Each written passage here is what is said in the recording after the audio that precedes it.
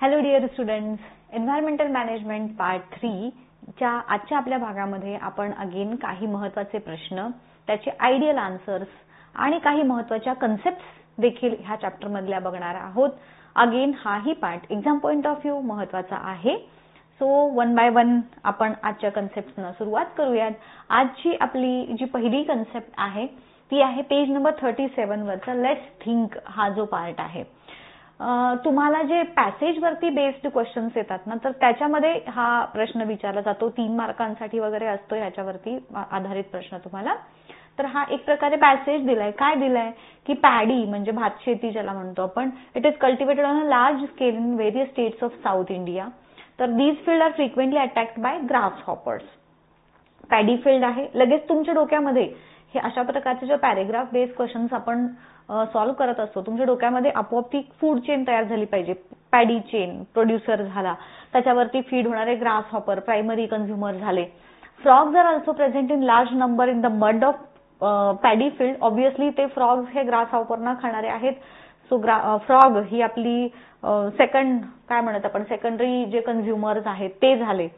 आणि त्याच्यावरती परत स्नेक, फ्रॉग वरती फीड होणारे स्नेक, अशी एक आपली थोडक्यात फूड चेन इथं ह्या पॅडी फील्ड मध्ये तयार होते. आता त्यांनी प्रश्न काय विचारला बघा. However if the frog population declines all of a sudden, frog population जर ऑल ऑफ अ सडन कमी झाली. आता ह्याच्यात आपण आपली पहिल्यांदा फूड चेन इथं जे त्यांनी सांगितलेली आहे ती पहिल्यांदा फूड चेन बनवून घेऊयात. हा, इथे सगळ्यात आधी पॅडी, प्रश्नाचं उत्तर देण्यासाठी आपल्याला ही फूड चेनचा सिक्वेन्स लक्षात राहणं गरजेचं आहे. पॅडी फील्ड दिलंय, त्याच्यानंतर मग ग्रास हॉपर, मी जास्त लिहिण्यात वेळ घालवत नाही. त्याच्यानंतर त्याच्यावरती फीड होणारे फ्रॉग, त्याच्यावरती फीड होणारे स्नेक, असा हा सिक्वेन्स आहे फूड चेन मधला.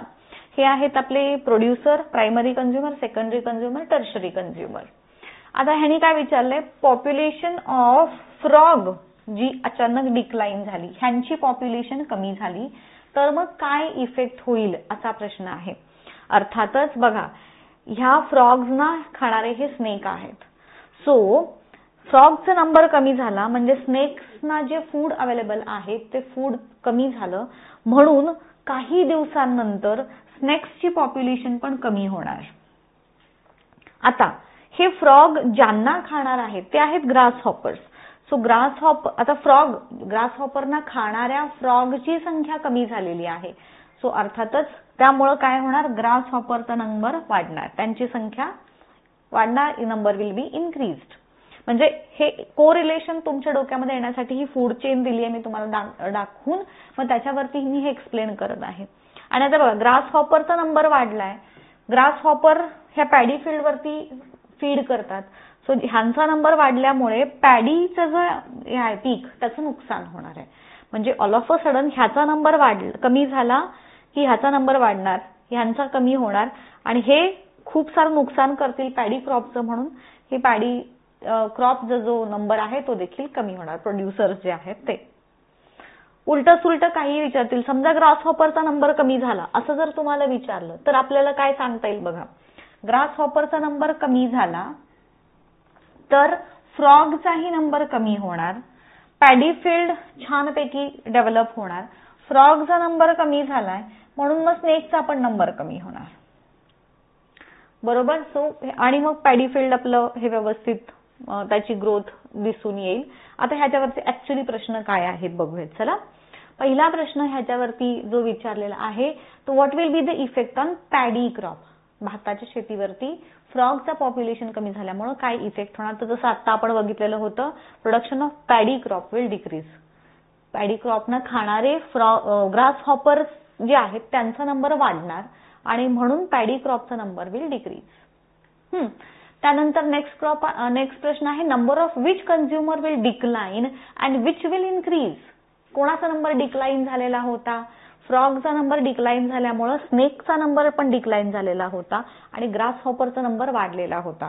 सो इथं तुमचं उत्तर काय येणार, स्नेक्सचा नंबर जो आहे, हे जे आहेत प्रायमरी कंझ्युमर्स म्हणजेच ग्रास हॉपर जे आहेत त्यांचा नंबर इन्क्रीज होणार आणि फ्रॉग ज्यांच्यावरती फीड होतात तो ग्रास हॉपर झाला, त्यांचा नंबर हे झाला. आणि tertiary consumer like snakes will decrease.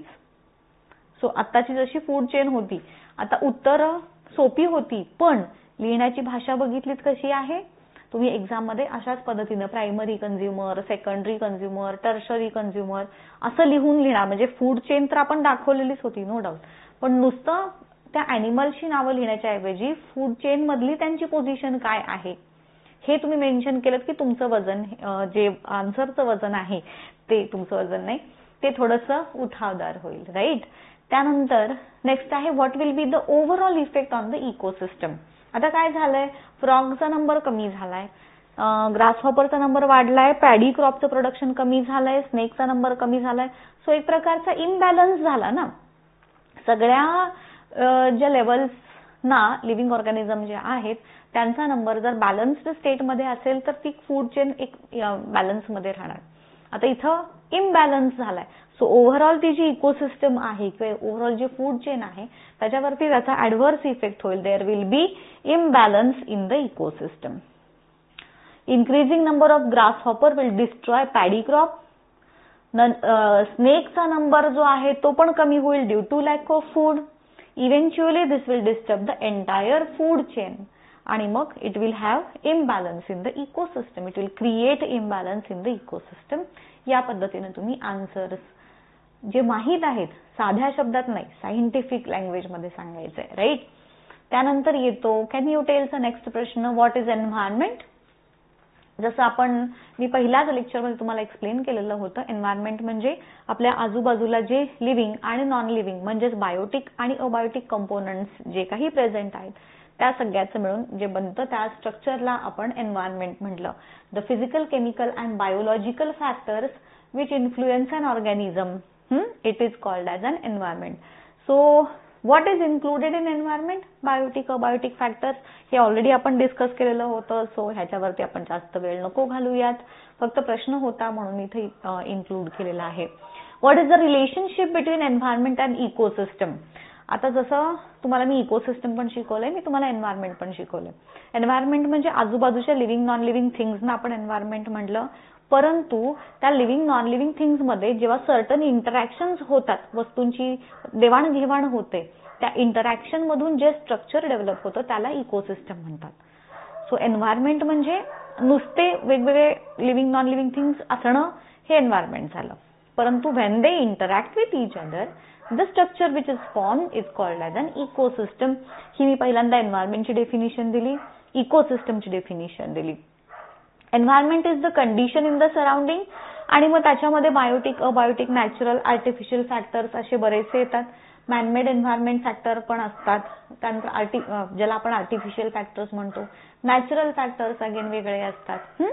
So हे थोडेसे पॉइंट विस्कळीत आहेत तुमच्या टेक्स्टबुकमध्ये, त्याला मी थोडं एकत्र एकसंध फॉर्मॅटमध्ये, पॅटर्नमध्ये लिहायचा ट्राय केलेला आहे. सो टू मेन टाइप्स, एन्व्हायरमेंटचे दोन प्रकार मुख्य, एक नॅचरल एन्व्हायरमेंट, दुसरा आर्टिफिशियल किंवा मॅनमेड एन्व्हायरमेंट. नॅचरल एन्व्हायरमेंटमध्ये air, water, land, living organisms जे निसर्गानं बनवलेल्या सगळ्या वस्तू येतील नॅचरल एन्व्हायरमेंटमध्ये. आणि आर्टिफिशियल एन्व्हायरमेंटमध्ये मॅनमेड ऑब्जेक्ट जसं की बिल्डिंग्स असतील, रोड्स असतील, इंडस्ट्रीज असतील, शेती वगैरे असेल, तो सुद्धा आर्टिफिशियल एन्व्हायरमेंटचा पार्ट येतो. सो जे ह्युमननं बनवल्यात ते आर्टिफिशियल एन्व्हायरमेंट, जे नेचरनं बनवलंय ते नॅचरल एन्व्हायरमेंट. त्यानंतर येतो कॅन यू टेलचा नेक्स्ट प्रश्न, which factors affect the environment आणि हाऊ. सो नॅचरल फॅक्टर्स आणि मॅनमेड फॅक्टर्स हे दोन वेगवेगळे फॅक्टर्स इथं खरं तर येतात. नॅचरल फॅक्टर्समध्ये अर्थक्वेक, व्होल्कॅनोज, ड्रॉट्स, त्यानंतर एन्व्हायरमेंटमध्ये अचानक होणारे जे बदल, जसं आता आपण बघतोय अचानक काहीतरी वादळ आलं, चक्रीवादळ आलं की मग सगळीकडे आता सध्या पाऊस सुरू आहे. सो अशा पद्धतीचे जे नॅचरल फॅक्टर्स आहेत ते एन्व्हायरमेंटवरती अफेक्ट करतात, ऍडव्हर्स अफेक्ट करतात. आणि मग मॅनमेड फॅक्टर तर तुम्हाला माहितीच आहे, सगळी निसर्गाची कृपा म्हणण्याच्या ऐवजी आता सध्या आपण जे काही इम्बॅलन्स इन एन्व्हायरमेंट बघतोय ती मानवाची कृपा आहे. आपली जी ग्रीड आहे ना, greed, that greed has led to the destruction of environment. बरोबर. सो मॅनमेड फॅक्टरमध्ये मग पॉल्युशन, इंडस्ट्रियलायझेशन, अर्बनायझेशन, अर्बनायझेशन म्हणजे शहरीकरण ज्याला म्हणतो आपण, construction activities, indiscriminate use of natural resources. Indiscriminate म्हणजे खूप जास्त प्रमाणात आपण जे नॅचरल रिसोर्सेस वापरतो, तर ह्या सगळ्या गोष्टींचा ऍडव्हर्स म्हणजेच निगेटिव्ह इम्पॅक्ट होतो ऑन द एन्व्हायरमेंट. त्यानंतर नॅचरल अँड आर्टिफिशियल जे आहेत फॅक्टर्स ते दोनही एन्व्हायरमेंट वरती अफेक्ट करतात. They can also create imbalance in the ecosystem. ह्याच्यामध्ये काही बिघाड झाला की आपण आपल्या अखंड इकोसिस्टम मध्ये देखील इम्बॅलन्स हा होऊ शकतो. They create problems like disturbance in the interrelationship of living organism. They can cause damage to the environment also.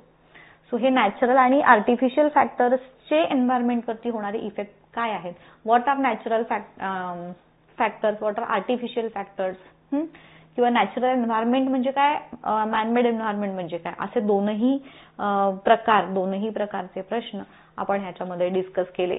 आता नेक्स्ट जो आहे, what will happen if number of consumers in environment goes on increasing gradually. Consumer म्हणजे खाणारे.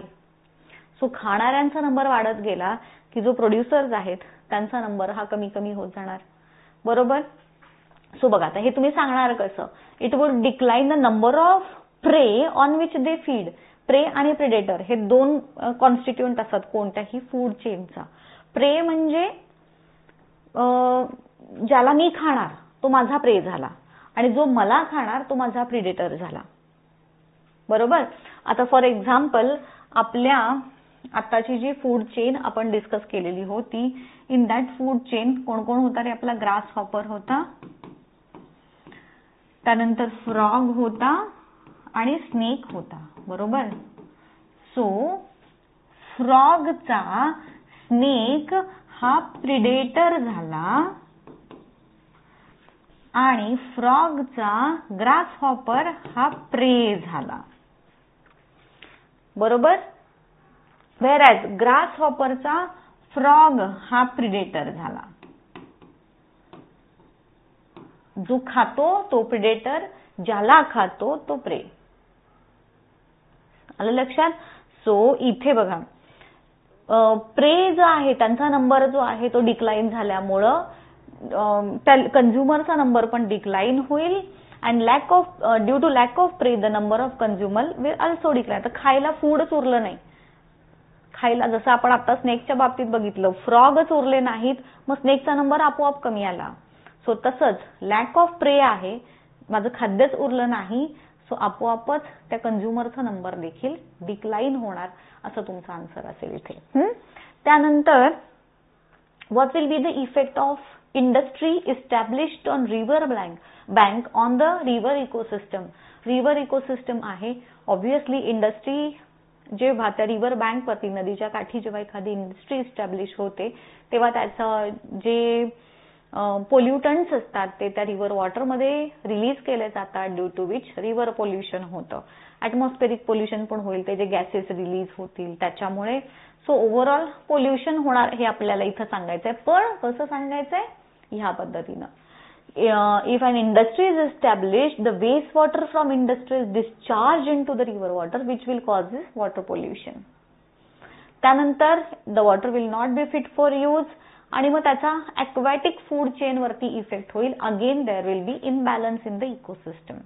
वॉटरची quality बिघडली, बिघडलेल्या क्वालिटीमुळं जे aquatic organisms आहेत, प्लांट्स, ॲनिमल्स वगैरे वगैरे, त्यांच्यावरती निगेटिव्ह इफेक्ट होईल आणि it will ultimately create imbalance in the aquatic ecosystem. Then comes हा चार्ट आहे फॅक्टर्स अफेक्टिंग एन्व्हायरमेंट. जसा तुम्हाला इथं दिलेला आहे तशाच पद्धतीचा तुम्हाला विचारला जातो. सो आता इथं अर्थक्वेक म्हणजे नॅचरल आणि मॅनमेड फॅक्टर असे दोन दिलेले आहेत. सोपा भाग आहे, तुम्ही पण सांगू शकता. आत्ताच आपण डिस्कस केलेत. अर्थक्वेक असेल किंवा मग सुनामी असेल, किंवा मग फॉरेस्ट फायर असेल, लँडस्लाइड असेल, एटसेट्रा एटसेट्रा. ह्याच्यामध्ये तुम्हाला जे आठवतील ते तुम्ही लिहू शकता.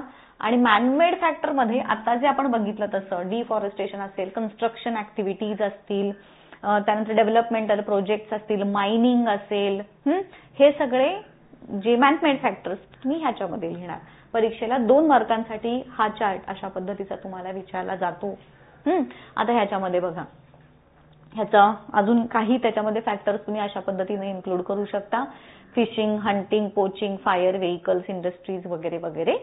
आणि हे तर आत्ताचे सोपेच आहेत. सो तुम्हाला जे वाटतील तसे 3-4 फॅक्टर्स तुम्ही मॅनमेड आणि 3-4 फॅक्टर्स नॅचरल असे त्याच्यामध्ये उत्तरात लिहायचं आहे.